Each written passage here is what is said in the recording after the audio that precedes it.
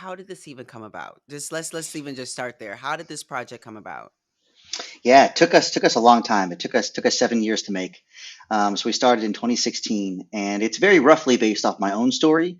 Not exactly. It's more closely based off the stories of many of my closest friends, but certainly my own story as well. I grew up in a tiny town in rural Maine.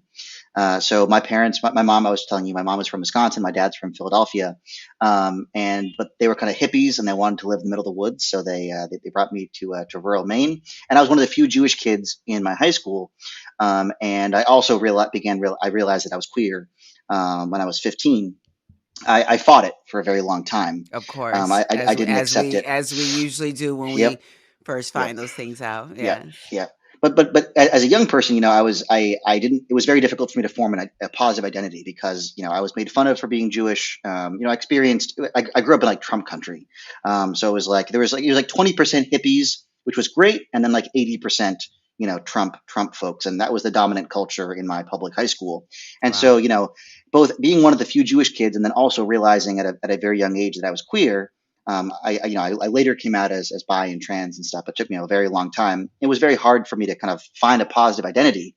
And it was interesting for my bar mitzvah. I was given a bunch of very pro-Israel novels, and I went to Hebrew school as a young person, but my our rabbi actually didn't talk about Israel that much. He was like in his 70s or 80s when he was teaching me, and so he was born well before the state of Israel was created, and he was a Zionist. He talked about it but very infrequently. To him, Judaism was just Judaism. It was the Torah. Israel was something else, but the important thing to talk about was Judaism from his perspective. And so Israel wasn't a huge part of my life. But then for my bar mitzvah, I was given all these novels, pro-Israel novels. And as someone who really had never formulated a really positive Jewish identity, again, it made me feel different. It made me feel embarrassed to a certain extent because people made fun of me. I read about these stories of Israel, and I was like, oh my God, this is what it means to be a Jewish person. Like, so it was the story that's presented to us, the kind of traditional pro-Israel narrative.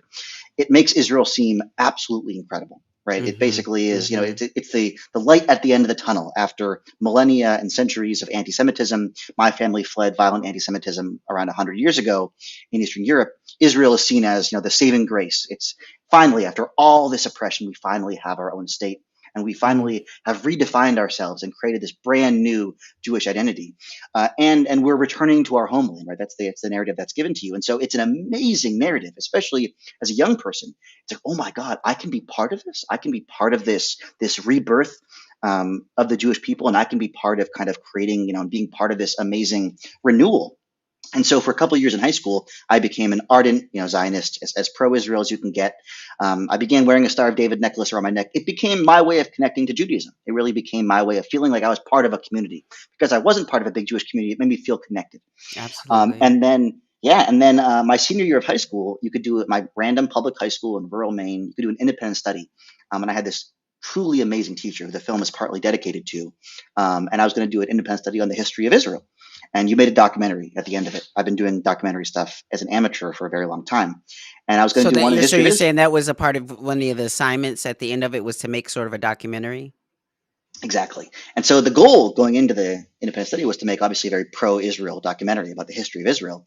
But pretty early on, and he knew that, he knew I was a really left-wing person. And at one point, early on, he was kind of confused that I was so pro-Israel because he knew I was a really progressive person.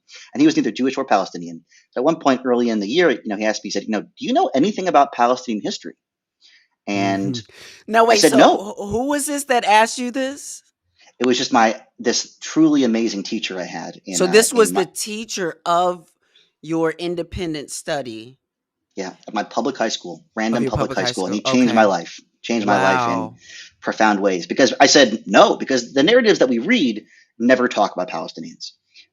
They mention Arabs, if anything, and they only talk about Palestinians as an obstacle to the dreams of the Zionist movement or to the Israeli state, and never as a full-fledged people who have their own rich history and civilization. And so I said, no, I don't know anything about Palestinian history.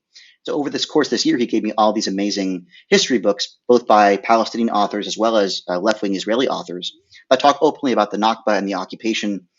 And it made me realize that I'd fallen in love with a one-dimensional story, with a story Oof. that was not the whole, was not everything, right? And how we learn about Israel is very similar to how we learn about America in public schools, and that we learn about America as this amazing, brand new country formed from refugees, one of the first democracies of the modern world, but that there's no room for Native Americans in that narrative.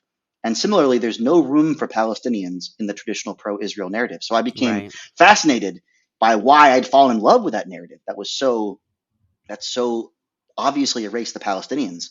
And when I got to college, I met so many young people. So I began to change in high school, and I began to realize that I had not been told the full story, and that I was missing a huge part of this narrative. And when I got to college, I saw so many young people who were like the main characters in our film, who had gone to Jewish day school, who had had a much more intense pro-Israel education than I had, and who really thought that they were doing a good thing, being the best Jewish versions of them that they could be by defending Israel, but they'd never met Palestinians.